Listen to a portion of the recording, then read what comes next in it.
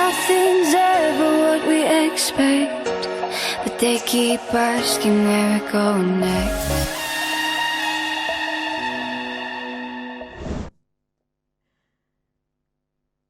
Happy Friday everyone, and welcome to Melbourne 22. I'm Lisa Williams. We've got a huge show for you tonight, and I've got to say it's just a little bit quirky.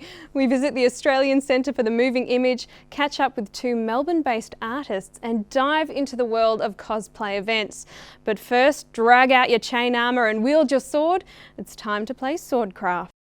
This is Patrick, and during the day he's your average mild-mannered Melburnian. But come nightfall, here's Ragnar, and this is Swordcraft. Swordcraft is a medieval live-action battle game and live-action roleplay where players fight with reinforced, realistic-looking foam rubber weapons and padded arrows. Think of it as paintball meets medieval fantasy battle. My name is Patrick. I'm actually a student at AAE. You know, it's a little uni, it's good fun. I also work at the shop called Coles. But in there, I work in the deli. I've been doing that for about 5.5 years, and you know, LARP is like an escape from all of that.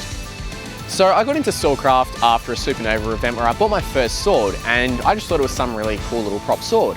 But I then met someone who was cosplaying as a witch hunter from Warhammer. I don't know if you guys will know what that is, but Warhammer. Yeah, so I met them and they explained what LARP is and what Swordcraft is. I'm like, that sounds really cool. So I got one of my mates, Liam, to come down with me on a Friday night. And we did the newbie training, which is like your beginning training, and we just fell in love with it. It's so much fun. Alright, so my character for Swordcraft's name is Ragnar Eliade. He is a witch hunter who was his parents were murdered when he was a very young age. He swore revenge on the people that killed him. He then went and sought training as a witch hunter. He then joined a warband known as Black Beach Corsairs and became a pirate captain in their ranks. Yeah. I've been in Swordcraft for about 1.5 years now, and honestly, it is one of the greatest things I've ever got into. Like, it's a great group of people, great bunch of people to play around with every Friday night. We all come around, we get about 400 people each week. And yeah, like, since I first started, I've grown a lot with this, like, community. And you just have so much fun when you rock up. You get to be a character, you don't get to be yourself. You just get to have fun and do things you normally wouldn't get to do during your day-to-day life. At Swordcraft, they have plenty of types of weapons. They've got knives, they've got bows, they've got guns, they've got like spears, polearms, whatever, you name it, it's there. The only thing we don't have is crossbows because they're really illegal in Victoria, which sucks because crossbows are amazing.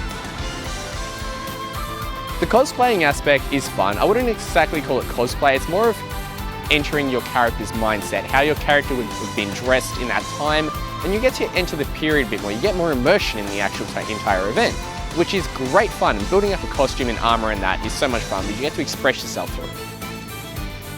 If you want to participate in Swordcraft, come down on a Friday night.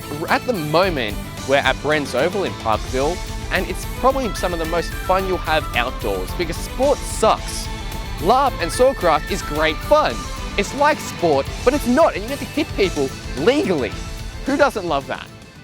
What an interesting way to spend a Friday night. I've always wanted to be in a fantasy film, sword fighting, carnage, roleplay. Maybe this is the next best thing. Coming up after the break, we find out what it takes to become an artist in Melbourne.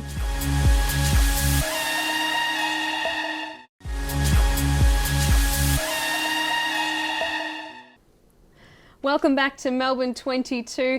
Now, everyone knows that Melbourne is a connoisseur of art. We've got galleries, streets, sculptures, graffiti walls, forward-thinking fashions, but very few know what it takes to have your work showcased. We talked to emerging creative Cara Brooks to find out how an artist in Melbourne gets started. My name is Cara. I am an artist, clearly. That's about it.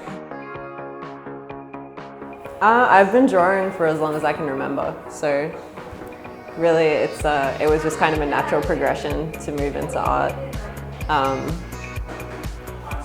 Yeah, I guess it just, like, you know, if something's a hobby and it's a passion and then you just keep pursuing it, try and find a way to make it your living, so yeah. I use like reductive cartooning, and I use it because the work that I used to do was really detailed and intricate and painstaking, basically, and I tried to find a way to really simplify it so that I could get the most amount of work out that I could in the shortest time possible, and then I could really focus on what I was trying to say with my work rather than the aesthetic of it. It's a general message of misanthropy and banality, and it's a lot of really dealing with my own neuroses while trying to relate to the general sort of culture of neuroses and anxiety and Gen Y and just a lot of stuff, really. It's hard. And I think you probably get that answer from a lot of artists that work in Melbourne or any Australian city, just because there's not really the funding for artists. So most artists that work as artists also have second jobs, third jobs. Like, you have to find other ways to support yourself in order to pursue your art and fund your art. Creating something that makes other people think would be art, and it's expressing something. It's, you know, like, there's a lot of times where I see a picture and I'm like, yeah, cool, that's not art. And it's because it doesn't say anything and it doesn't make anybody really consider it at a deeper level than face value, so. It's, it makes you feel pretty vulnerable, I think, and maybe that's just because my work is so personal, but it's good to, you know, display it, obviously, and to have people see it, and especially when it's received well. But at the same time, it's also, yeah, showing the unfortunate type of person I am, so. Yeah, like artists that inspire me, I guess David Shrigley, and that's a pretty obvious one, I think, for anyone that saw that show at the NGV last year. Like, he did a similar thing with paste ups, but for a long time, I'm a huge fan of Shrigley's work. I would say Art Spiegelman and Robert Crumb and a lot of 70s, like, underground comics founders, yeah. I would say you probably can't do it, and you've got to work really freaking hard in order to make something happen, and that's the unfortunate truth. And that's, like, it sucks, but, you know, you've got to really want it, and you've got to be prepared to make a hell of a lot of sacrifices, because being a starving artist isn't a myth. It's the reality of it. Ain't that the truth? Good luck, Cara. That's some great work. No doubt becoming a full-time artist requires passion and dedication. And to talk to us about his personal experience, visual artist Matto Lucas joins us in the studio. Welcome. Thank you. Hello. Now, you're a visual artist. Yes. What does that mean? So I'm more of a conceptual artist, so I work across a few different mediums. So I say visual, just because I don't work in sound or kind of ephemeral work, but I do work in photography, video, performance, installation, kind of anything. Yeah. What's your favourite avenue within that? Probably video and performance, those two that seem to go hand in hand. Yeah. Okay. Yep. So you film people's performances? No, I film my own. Ooh. So I do a lot of performance work, performance installation work, talking about body value systems and the queer male body. So. Wow. Yeah. Walk us through one of your experiences doing that. So a few projects that I've done, one which was just at the Sunshine Coast Gallery for the New Media Prize, was Borders Tensions 2, which I finished at the start of the year, where I entered a few strangers' homes and gave them 10 minutes of uninterrupted footage where they could do whatever they wanted to my body. Wow. Yeah. And it was very... they were some really beautiful and interesting kind of cautious, hospitable reactions and interactions. So kind of looking at that whole queer culture of entering a stranger's house on Grindr or something and performing intimacy. But okay. Yeah. Okay, how intimate are we talking? Obviously. Well, that's the thing. Nothing happened. The most I got was kind of a hug and a general kind of feeling of love. But it was very hospitable and very overwhelming. Yeah. Wow. Yeah. Emotionally, I would suggest. What got you into doing all of this in the first place? Well, just coming from a queer culture, trying to open up conversations about our body value systems and work that's queer and queer art that's not, you know, black and white photos of abs or something superficial, something a little bit more deep that we can open up a conversation and talk about what's really important in queer culture. Right. Yeah. I've seen a lot of videos going around on YouTube where people stand in the middle of a park with a blindfold on saying, you know, hug me sort of thing. Yeah, and that stuff's really important as well. I think that's a nice bleed into kind of Marina Abramovich's 60s and 70s performance work where she gave up her body as well. And that passivity is very important. I think when you give someone free rein over your body, things can come out that you don't expect. I've just finished an installation 2 weeks ago. It was a one night only event where I let all strangers, anyone feed me as much as they wanted. So I was kind of passive and they could feed me. And, you know, some horrible things came out, force feeding and aggression and kind of, really strange, bizarre human interactions came out. What a social experiment. What kind of things did they feed you? So I had a few offering buckets of red wine, grapes, some cheeseburgers and some fluoro kind of Cheez-It balls. And they could pick from any of that. So, yeah. How interesting. So I guess, what does art mean to you then? What do you hope to evoke in people? Probably a conversation. The most important thing is opening up conversations, you know, having multiple entry points in a piece of work that someone can go, oh, that's funny, or someone can go, no, hold on, let's dissect this a little bit. It's actually quite dark, or, you know, wherever people are coming from in response to it. My work isn't specifically for a queer audience, it's for everyone, but, you know, I'm talking from a queer perspective. So, just opening up conversations. Fantastic. Yeah. What would you advise people that are thinking of going into this sort of field? How would you advise them? In terms of performance and video and kind of experimental, you feel really weird all the time. Like you feel like you have an idea or you talk to people about this thing you're going to do and you will get you will get a lot of you're strange, you're weird, that's bizarre. But if there's something in you that's like, I need to make this work because I think it talks about this or it talks about that,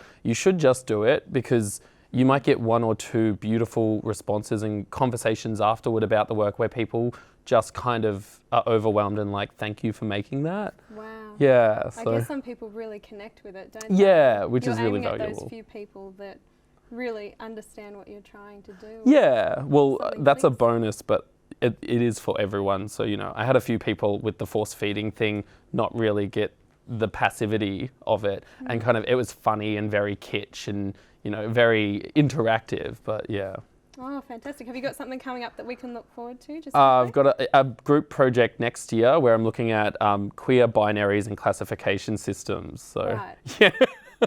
Well, we look forward to that one. Well, thank you so much, Matto Lucas, for coming in the studio to talk to us today.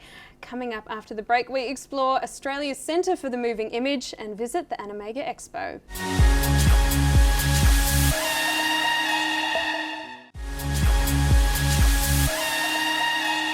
The sun goes down. Hey, as the sun goes down. Hey, as the sun goes down. Right in the heart of our creative city is an institution I think you will have heard of, and if you're into cinema, then you definitely will have been there. From short films and showcases to education programs and live events, the Australian Centre for the Moving Image attracts hundreds of thousands of people every year. In fact, Ori Kelly, the Hollywood costume designer, is there at the moment. Let's take a look. The Australian Centre for the Moving Image, or ACME, is a state-of-the-art facility purpose-built for the preservation, exhibition and promotion of Victorian, Australian and international screen content.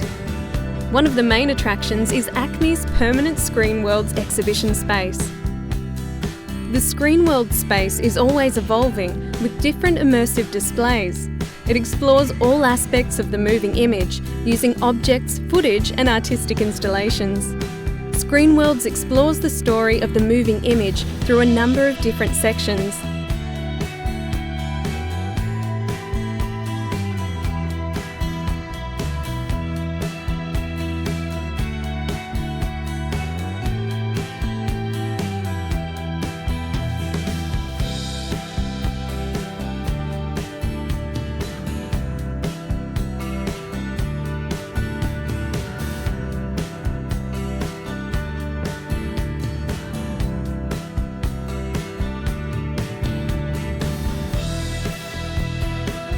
Another spot of interest at Acme is Gallery 1 on the basement floor. Acme's other touring exhibition space is Gallery 2 on the ground floor. It's a smaller, more flexible space.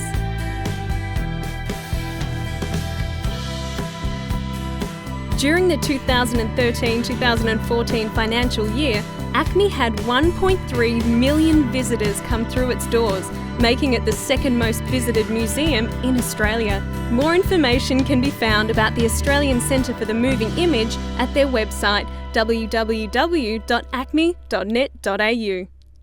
How cool is that? I can vouch that Acme is a brilliant day out and a great excuse to watch television and movies all day. Why not?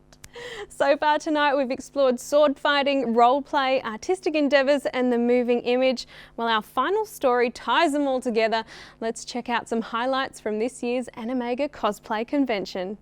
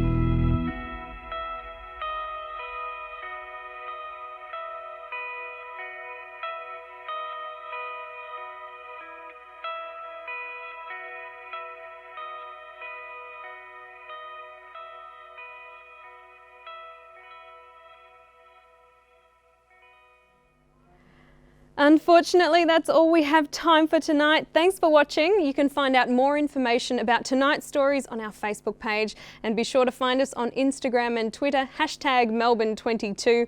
To take us out, we have Inventions with their new single, I Said Goodbye. I'm Lisa Williams. See you next week, Melbourne. I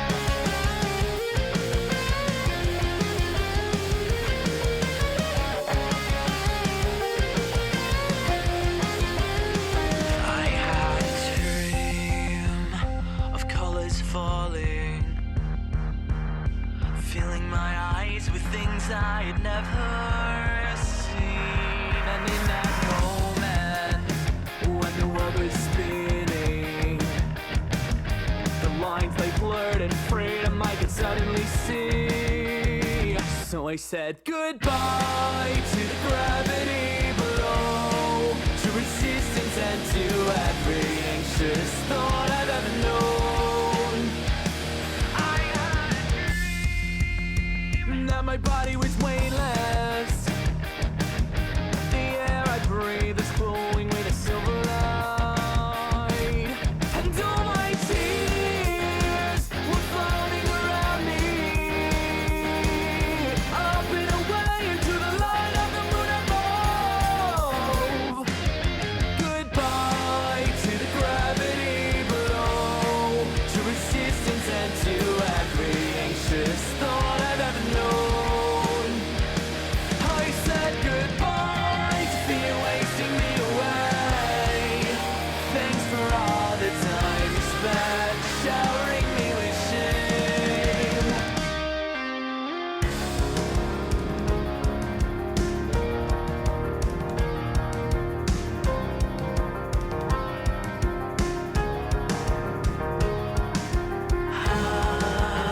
I can't stay on my own this time, and I can't stay on my own this time.